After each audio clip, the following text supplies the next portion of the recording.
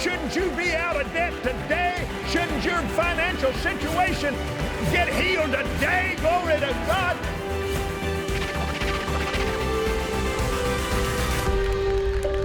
Hello and welcome back to the Fort Worth Convention Center. It is Wednesday night here, Southwest Live on the new Victory Network. The new name, Believer's Voice of Victory Network, is now Victory Network, and we are excited about this program tonight. We have a stacked lineup of great guests. Sit where you are, put your seatbelt on, we got some great stuff coming up. My first guest tonight, you actually saw his picture in the open. I met this young man 3 years ago. His first year to come minister here at 1440, and I just fell in love with this guy because I've met people with a lot of energy, but I don't think I've ever met anybody with more energy than Chris Estrada. Oh my gosh, yeah. Chris, welcome back, Thank you so much. I'm honored to be back. Thank I love you. this place. You keep coming back to this 1440 thing. Yeah.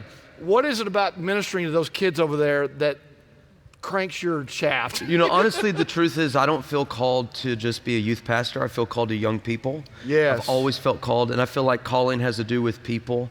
It's not a what, it's a who. And so just to see the hunger, the excitement, to see the power of the Holy Spirit touch some of these students in ways that they are forever ruined for the rest of their life, that is what we want. That's what this stands for, and that's what we want to be a part of. Now, quick recap of your background. Okay. You grew up on the Texas-Mexico border. I did. You got into some pretty rough stuff. It was rough. In fact, there's this balance between minister and prison, and you were kind of teetering. Yeah, that's true. You were kind of teetering between growing the two. up on the border of the United States and Mexico, I mean, in my city, you don't go there but for two reasons, to visit family or to do something illegal. That's the only reason you're in my city. And so, but I found myself at a church. They invited me to camp. The youth pastor said, hey, why don't you come to camp? And I said, is there going to be hot girls at this camp?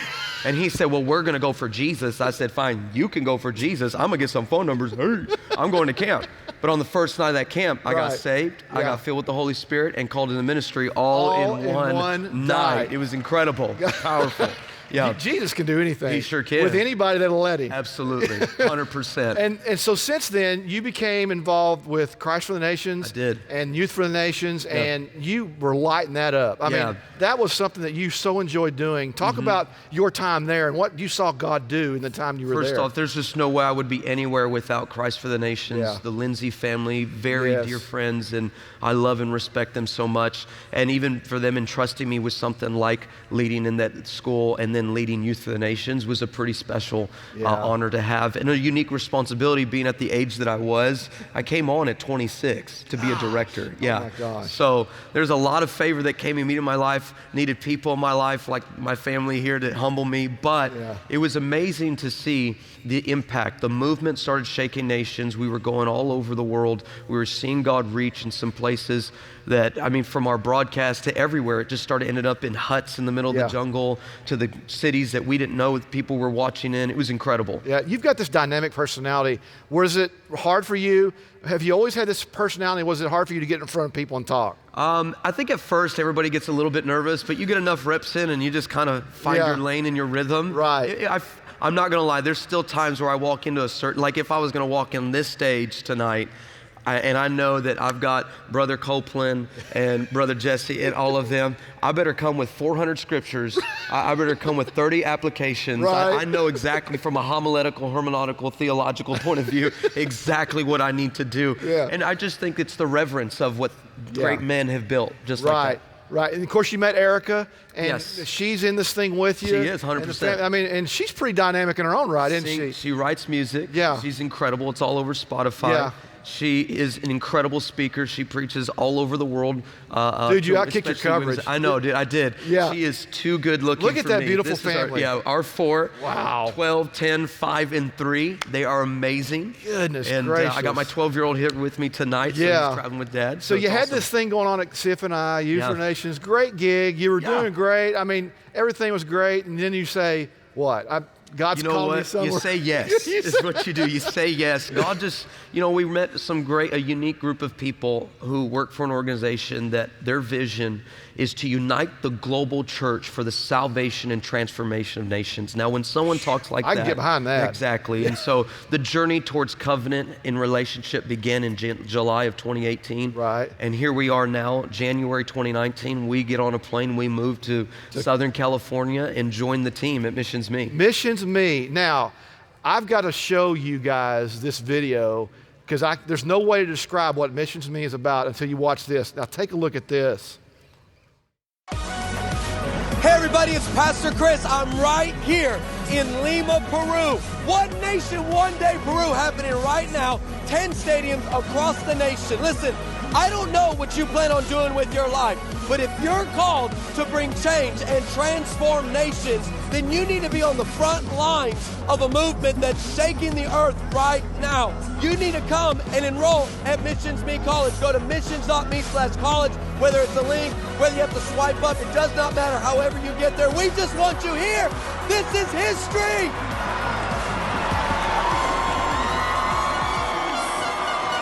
Pretty special. Can you explain what that is? So, yes, and it probably deserves it too. This vision of uniting the global church for the salvation transformation of nations started in 2011. We found our founder, Dominic Russo, found himself in the office of the president of Honduras. We said, Mr. President, the country's in pain. The homicide rate is here. The suicide rate is here. The poverty line is terrible. What if God was speaking to Honduras through the prophet Isaiah in Isaiah 66:8 when he says, can a nation be changed in a day? Can a people be reborn in a moment? Mr. President, would you sign off on 5 things? Would you, number 1, would you stand with us 2 years from now and declare that Honduras is a new nation under the lordship of Jesus Christ? Number 2, would you open up all the borders so we can ship in millions of dollars of humanitarian aid? Number 3, would you open up every high school that we can send a 2,000 member missions team through every high school in the nation to do assembly and outreach and minister to your students? Number 4, would you give us the largest stadiums in your city? Incredible. And then number 5, would you underwrite all the stage lighting and sound for that? President Bobo Sosa at the time took a resolution on his desk, signed it into motion, and it passed in the Honduran government the next month, thus birthing the One Nation, One Day. So what you're seeing here is we went into Peru. We took 10,000 people to Peru from 43 nations, 150 organizations, and we did everything from 3,000 unique school outreaches and outreach plazas. We did 14 medical clinics in 12 different cities. We even did 14 different Amazon outreaches, 3 of which were logging boats that we remodeled to be medical triage centers to go in 3 different directions down the Amazon jungle and treat people and then preach Jesus. We were seeing people get out of wheelchairs. We were seeing people get healed, cancer fall off people's bodies, blind eyes open up. The power of God was there. And then we culminate. I'm not even sharing the 47 fresh water sites, the women's conferences. We had the largest spiritual leaders gathering in the nation. We had 21,000 pastors just in Lima. We had who are all wanting unity in their nation, which that's the miracle. Jesus, his last thing when he prayed was that we would be one. Yes. Nothing else, that we would be one. And that was his prayer. You have never forgotten your roots. The CF&I and Brother Copeland and his ministry and what it's imparted in you, that's part of who you are and what you're doing over 100%. there. I mean, what a lot of men here have spearheaded for a generation like myself, and then to come in and build upon what they have labored and sacrificed, it's sacred. Yes. And just to see, like you saw the stadium, that was one of 10 that we did. We did 10 stadiums at the same night, on the same night at the same time. The one in Lima had 92,000 people in it. We never advertised a band or a man. We always say it's not about a man, it's about a mandate. Hallelujah. And Jesus never has a problem packing out houses, fish fries, and stadiums. It's incredible what he can do. Absolutely. But we saw in that 92,000, we saw 19,348 people give their lives to Jesus for the first time. Glory to God. In that week, we saw 1.1 million people give their life to Jesus in 7 days in the nation of Peru. But this stadium was live broadcast on the largest television, largest secular television networks, the largest secular radio station, and the largest Christian radio station, and they Facebook Live, which means the reach was millions, and our goal was to reach 5 million. Yeah. And I believe on this side of heaven we won't know, but on that side I feel like we surpassed it. I can't tell you how much I appreciate you sitting down with little old me tonight, talking about all that God's doing in your ministry, my friend. And thank you. And I know you're going to knock it out of the park over there. Yes, I'm looking forward to it. Love on those kids over there for us tonight, will. would you? Absolutely. Would you? My goodness. Thank you, guys. Wow. Well, let me take you over to the book table area where Pastor Greg has a special guest, and we're going to talk a little bit more about victory. Here we go. We are live right now, and history has been made. Welcome to the Victory Channel. We are live. I am with my friend, Gene Bailey. Buddy? Hey, Pastor Greg, how are you? I'm excited about this. Have you got the victory? I really do. Have you got victory? I do. Do you watch the victory? I watch it. I watch it on good. Dish Network, Channel 265. Excellent idea. He is the host of Revival Radio. It's a place you can only watch it on the Victory Channel. That's right, exclusive programs. And you know, one thing about this, Pastor Greg, is that this network isn't just a bunch of programs. No. It is really a unique assembly of programs that you won't get anywhere else. How did it start?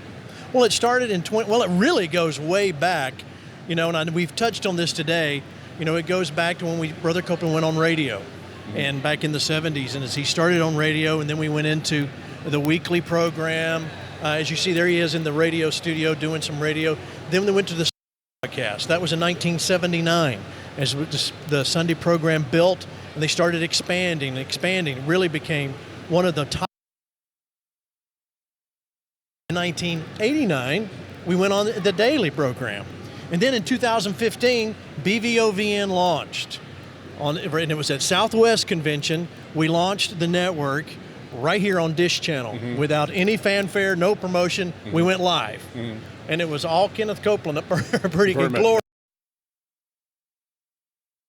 Build the network out. So now we're at a whole new place with exclusive programs that you won't find anywhere. Yours is one of them. Yeah, Revival Radio. Kelly and Jerry Ann. Dean Sykes, Kelly and Jerry Ann. Yep, that's right. So much more. So what do we got? Let's take me around. Well, first off, you already said, you know, our satellite viewers right here is the number one way is through the Dish Network. But we've slowly been adding, and you know, the mobile platforms is really, really popular. You do a lot more on your phone now than you ever did before. So you can watch, of course, there's the website, govictory.com. You can watch us on YouTube. There's the app that will be launched later. You'll see the Go Victory, so you can see that. Roku. But that's not all. Also, our streaming platforms. Wait, there's more. Wait, there's more. Roku.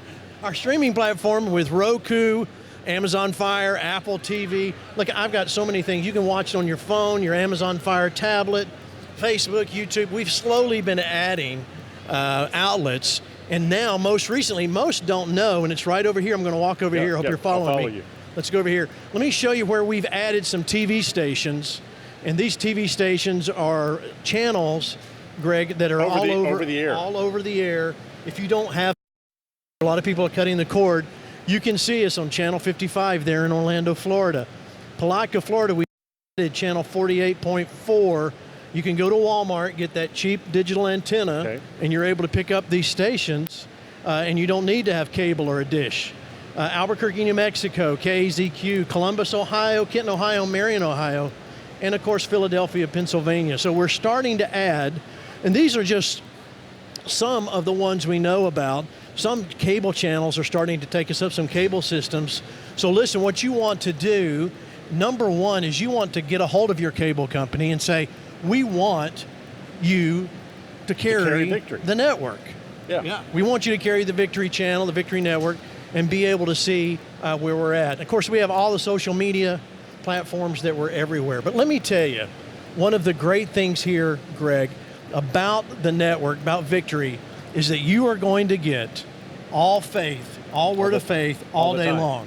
And that is really one It's like being at this convention in is. your own house or in your own car or wherever it is all the time. Every speaker that's here is on the network. It's on the network. Yeah, every speaker that's here is on the network. And you can see that all day long. There's an amazing number of people, Greg, that leave their TV on all day. Wow. They leave it, or if they go to their office and they turn the computer on and put on the website and they listen to it all day long. You know, everything from Jesse Duplantis to Jerry Savelle, that faith going into the atmosphere. Word people understand atmosphere. Sure, absolutely. Because the power of your words. What you hear, faith comes by hearing, and hearing by the word. There's Nicole Crank. That's one of the new exclusive programs right now that we asked Nicole to start. Well, there's a show right there. Revival radio about television. Revivals. Yeah, we're excited and the history of revival. History of revival, what happened then and what's happening now. And you can kind of find a way to connect. Absolutely. What those two revivals. Well, you know, Genesis 26:4, where we're talking about is redigging the wells of revival, like Isaac redid. So that's Rick Renner. He came on the network this past year. Eagle Mountain International Church. Eagle Mountain every week. So every week you're seeing the church service several times. Great. Well, I mean, look Faith at Faith Foundations, where you're at. Most weeks you're in there a lot with Pastor Terry, teaching right there. I get the it's privilege one of our real popular programs. Pinch hitting for her and that. It's a wonderful thing. And then all of the word all the time. But listen, there's one program that we've missed that you've hosted a lot of, and that's Home Group. Home Group. Now Home Group is coming back. It's coming back. Those of you fans that watch Home Group, it's coming back on Wednesday nights. Bigger and better than ever. It's going to be wonderful. Yeah, it's going to be really good. It's tailor-made for our folks that watch us. And for you, I just met somebody, you met him too, in New York that has a home group that meets to watch Home Group. Yeah, that's amazing, isn't and that's something, so there's going to be more of that. I'm going to speak by the Spirit. There's going to be more of that all around the country. I saw something that I want to bring up, and I want you to explain it to me. It says Victory, and then it says funded by Kenneth Copeland Ministries. Well, I'm glad you did. Absolutely. Well, Pastor Greg, normally on networks, you would go pay, Christian programmers go pay to be on a network. Right. And that's just not the way Brother Copeland set it up. Absolutely no one pays, no programmer pays to broadcast on Victory Channel at all. It's absolutely funded by the ministry. This is unheard of. So Brother Copeland funds it. Yes, all right. The partners of KCM fund what goes on the network. So give me a dollar figure. You're a television executive. Well, it's over. Gene's worked for major ministries and major networks. And tell me why that's so different. You're looking at over $6 million a year, just that we are investing. No, that's on the short side of that. So he's sowing at least that amount. In the airtime, yes.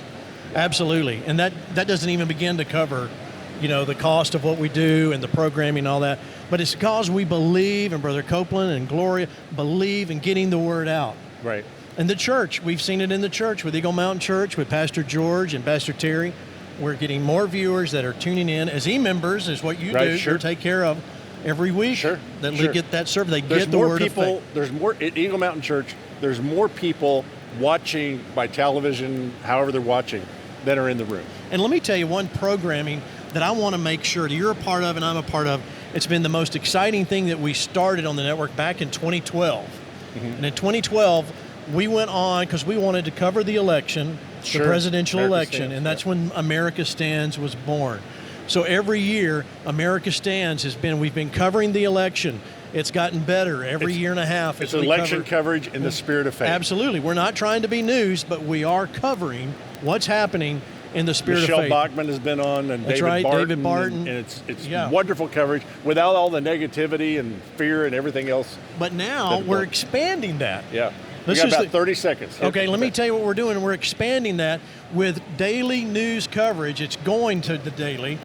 Doing your Victory News Breaks. If you were paying attention, you noticed that we went on the air with Victory News Breaks. I wonder if anybody picked up that maybe the name was changing.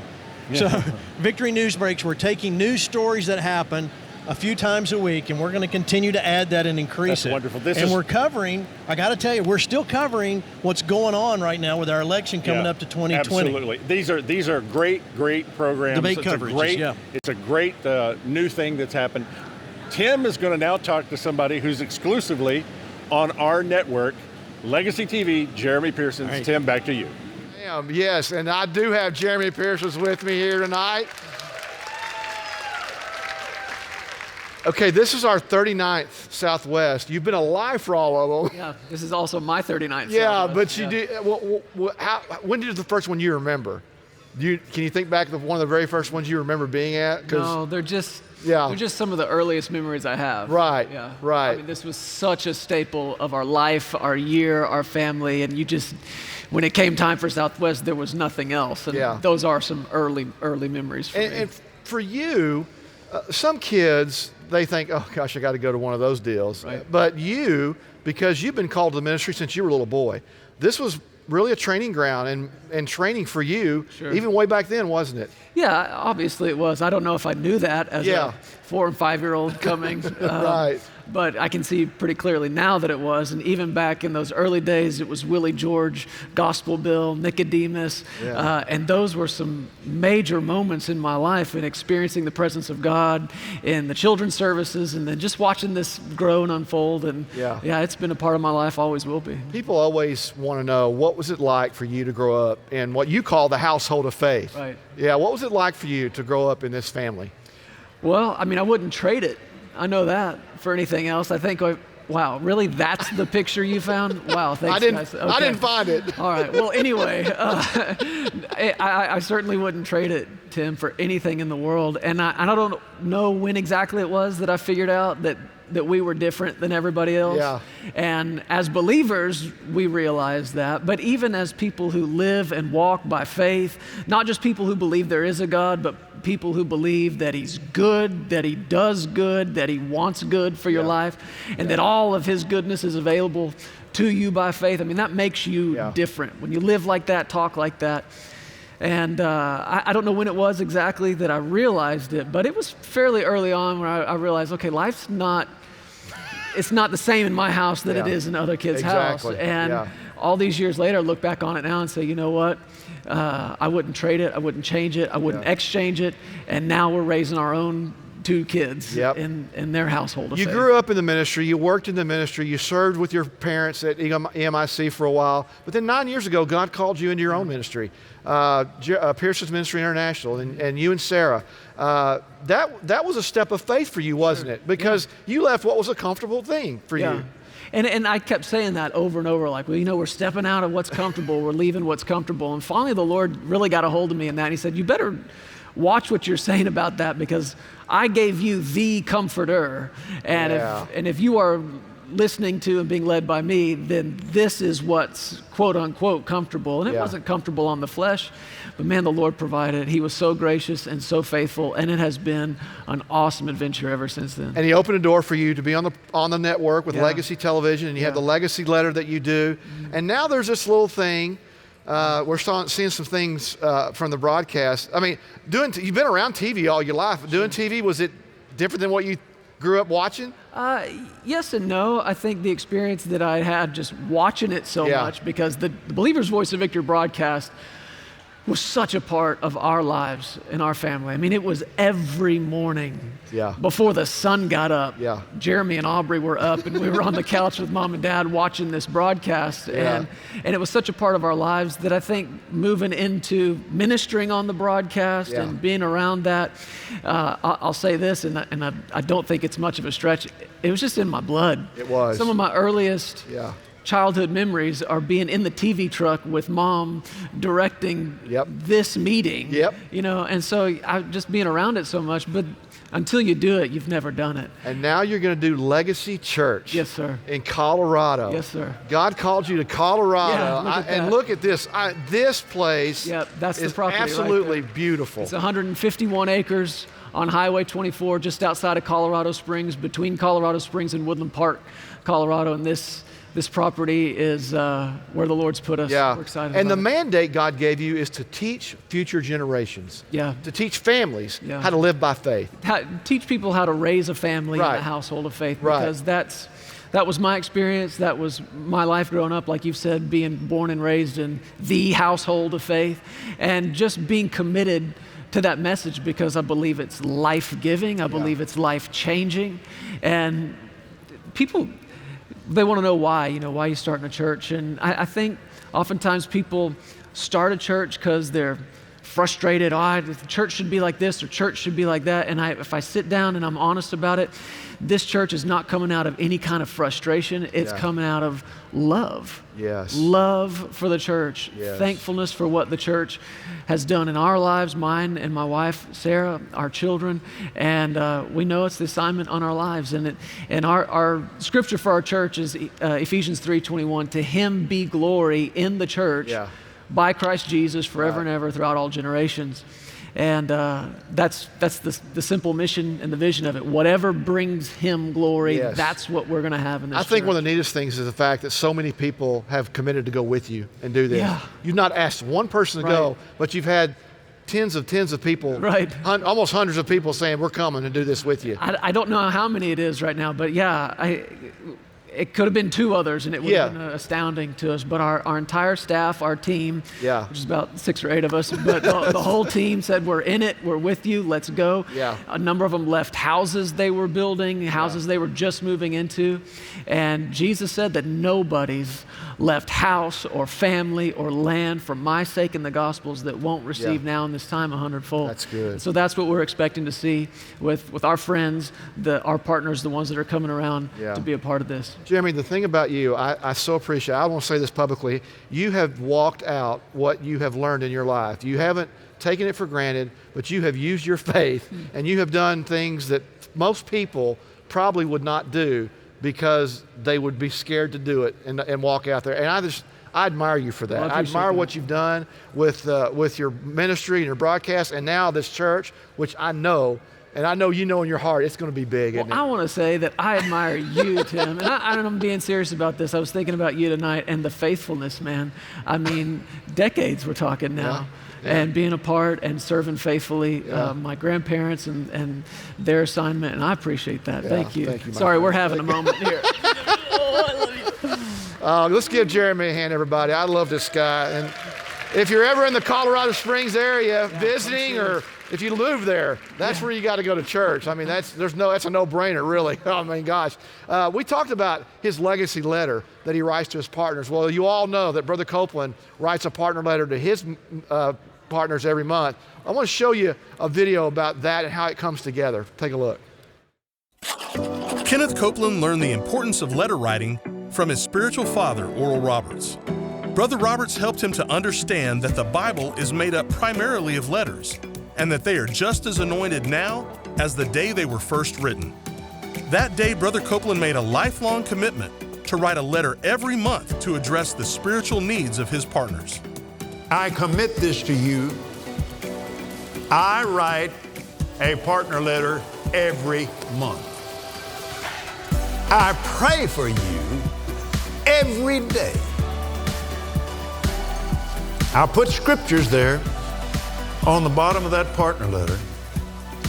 And I put those on there specifically for your benefit so that you can go back and read those and make them a part of your prayer life. Kenneth Copeland's promise to his partners has led to over 375 individual letters being written since 1986. The U.S. Post Office mailed 3.7 million partner letters in 2018 alone. These powerful messages from God's heart minister life to your spirit and strengthen you in your daily walk of faith. I'm a partner for about probably 5 years now, and I enjoy his product, especially his monthly letters. I wait for them in the mail. I just love those. They're so very inspiring. And he always hits it right on. Whatever I'm going through, that is the word for that month. And I keep that letter. But I will write them to help them get their needs met, to help them prosper, to help them grow in the Lord and grow in faith and grow in prayer and go from religion to reality, praise God.